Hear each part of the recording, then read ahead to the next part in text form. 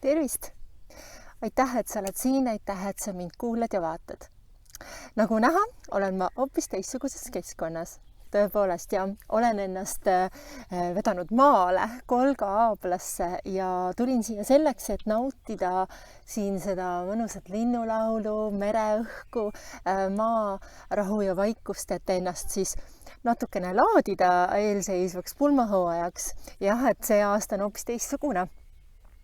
Kuna olukord on eriline, siis minu jaoks algab pulmahooaeg juulikuust. Juunikuu pulmad on edasi lükatud sügisesse ja üks ka järgmisesse aastasse, aga ei ole hullu midagi. Peamine on, need toimuvad ja ma olen juba väga-väga elevil ja ootan, millal saaks oma esimesse pulma sõita. Aga täna on mul võetud teemaks üks selline huvitav teema, mis võiks huvi pakkuda nii pulmakülalistele kui ka pruutspaaridele. Nimelt tegelikult olen ma sel teemal juba ka varem mitte rääkinud, vaid kirjutanud.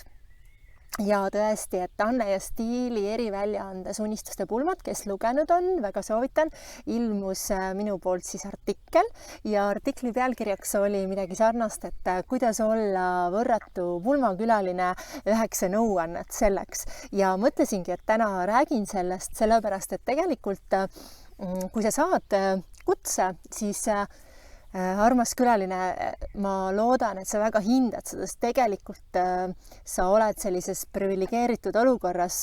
Pulm on väga eriline sündmus, aga lisaks on ta ka väga kallis tegelikult, nii et kui sa saad pulmakutse, siis ma arvan, et see on koht, kus olla rõõmus, olla tänulik ja minna pulma kohale ja annangi mõned nõuanded, kuidas siis pulmas olla selline võrratu pulmakülaline.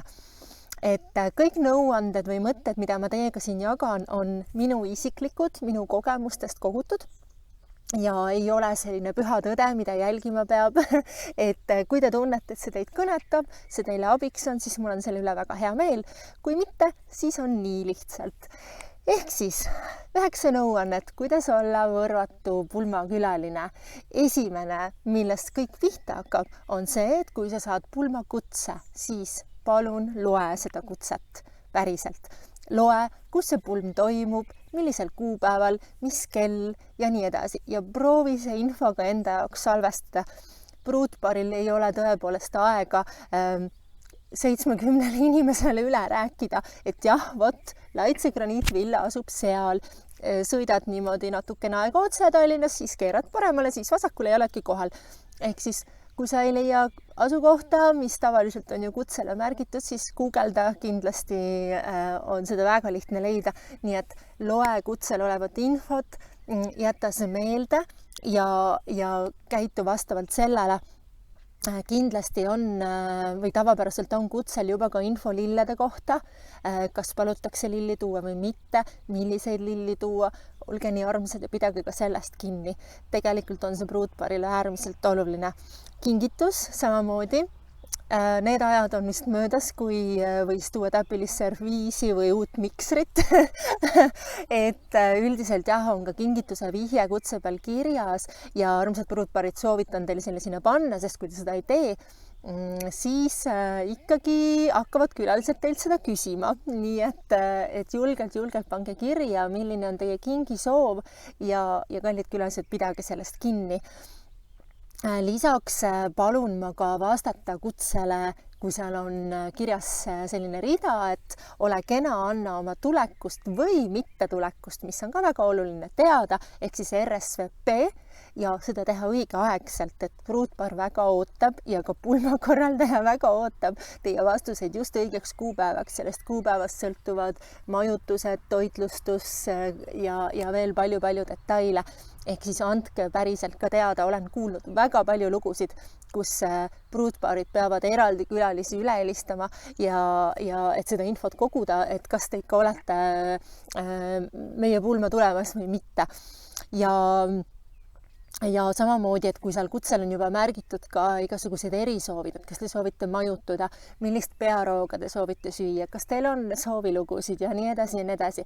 Ehk siis lugege see kutse palun läbi ja vastake kõigele, mis seal on. ja proovige see info enda jaoks juba varakult kalendrisse kirja panna, ehk siis midagi kaduma ei läheks. Nii, number 2. Ei üllatuskülalistele. Ehk siis tõesti, kui te olete kutse saanud, kallis Mari, ootan sind meie abielu pidulikule registreerimisele, siis Mari ei saa võtta ootamatult kaasa Andrest. Ehk siis palun pidage kinni sellest, et kellele kutse on saadetud või vormistatud. Sama kehtib ka laste kohta. Kui kutsel on info selle kohta, et sellel päeval pisikesed inimesed võiksid koju jääda, siis nii ongi. Austage bruudpaari soovi ja arvestage, et pulmas on tegelikult kõik kohad nii-öelda täpselt loetud ja üllatuskülalised tegelikult väga oodatud ei ole. Loomulikult, kui teil on mingi erisoov, te olete mõned nädalad enne pulmi kohanud oma elu armastust, siis rääkige bruudpaariga läbi ja vaadake, mida nad teha saavad ja kas on ehk võimalik üks lisakülaline kuhugi sisse sinna veel pigistada. Aga jah, et sihukest oma volilist käitumist võib-olla või päris kindlasti ma ei soovita. Nii, number 3. Pulmakorralduse eel, kui bruudpaar ei ole pulmakorraldajat palganud, või isegi kui on, siis ma väga soovitan pakkuge oma abi bruudpaarile. Kas nad ehk vajavad milleski teie abi? On see, ma ei tea, alkoholi maaletooja, kas te tunnete mõnda kedagi, kas on vaja midagi ette valmistada, midagi meisterdada, midagi teha, kas on vaja pulmapäeval midagi kuskilt transportida või pulmapäeva eelnel õhtul. Olge olemas ja pakkuge oma abi. Tihti võib-olla bruudpaarid ei julge teilt seda küsida, ei taha teid koormata, aga tegelikult on nad kindlasti väga rõõmsad ja ma usun, et teie ka, sellepärast et siis te saate nende tähtsast päevast osa võtta. 4. ma ütleksin, et mis on päris oluline ikkagi on see, et riietuge vastavalt, riiestuge kenasti. Kui kutsel ei ole kirjas dress code'i, kuidas ennast riidesse peaks panema, siis vaadake, kus see pulm toimub, millise kohaga on tegu, kas see on rannas, kas see on Tallinna kesklinnas, on see mõis, et vastavalt sellele pange ennast riidesse, et ikkagi tegu on väga piduliku sündmusega ja päris võib-olla tekstab üksteise T-särgis kohale ilmumine ei ole võib-olla päris see, mis pruuti rõõmustaks. Et ärge unustage, et see on pruudi ja peigmehe päev ja proovige sel päeval olla viisakad, kenad ja toredad külalised. Mis minu jaoks on eriti tähtis, palun olge pulmas täpsed ja ma arvan, et see on ka väga tähtis bruudpaarile ja näiteks abielu registreerijale. Väga palju olen mina näinud pulmi, kus registreerimisele ikka 1 või 2 paari, külalised siis, hilinevad. See on tegelikult mitte nii kena. Kui kontsade klõbinal keegi kirikusse sisse jookseb või seda ikkagi märgatakse, ehk siis palun proovige olla täpsed, tulge toast 10 minutit varem välja ja olge kindlad, et ei hiline, sest see on ebaviisakas. Ja see on väga tähtis päev ja väga tähtis hetk, et kindlasti ei tohiks ükski pulmakülaline seda erilist momenti bruudpaarilt röövida ja tähelepanu endale tõmmata.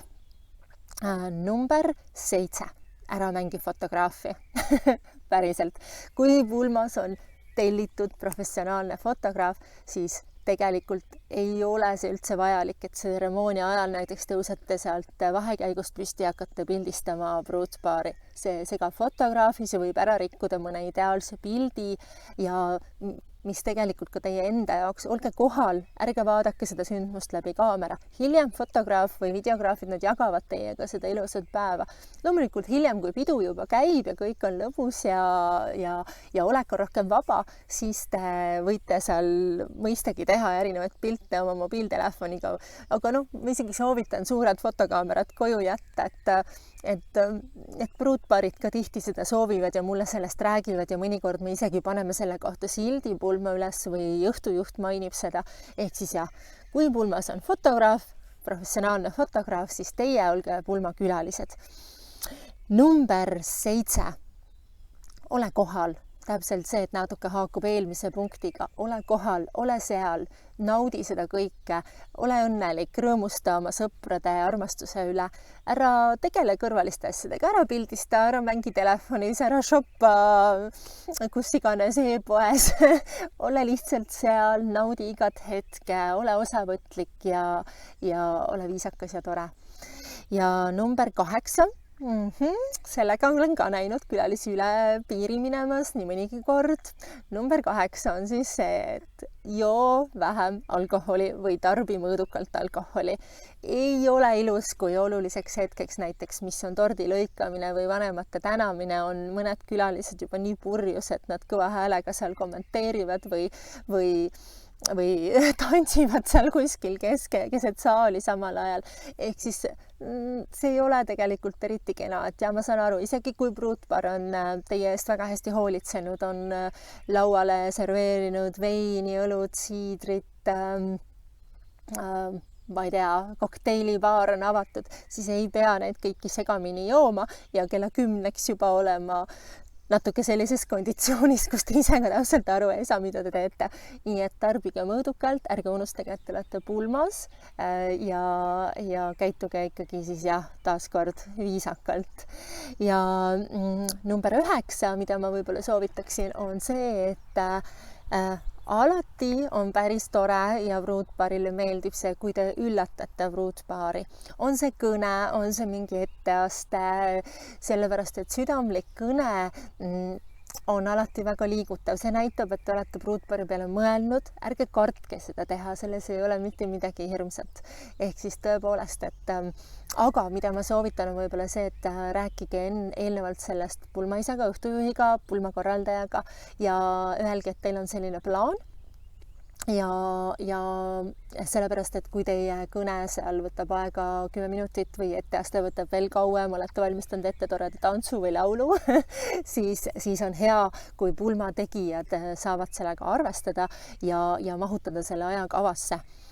Nii et jah, sellised nipid ja nõuanded on mul teile, kallid külalised. Palun ja väga soovitan teil nendest kinni pidada või siis vähemalt nende peale mõelda ja natuke proovida. Ehk siis, kui teie kallid sõbrad abielluvad, siis see on nende jaoks väga-väga tähtis päev. Ja sellel päeval võiksite te proovida olla nende meele järele. Ja tõepoolest, et nautige seda päeva, rõõmustage koos nendega ja olge võrratud pulmakülalised.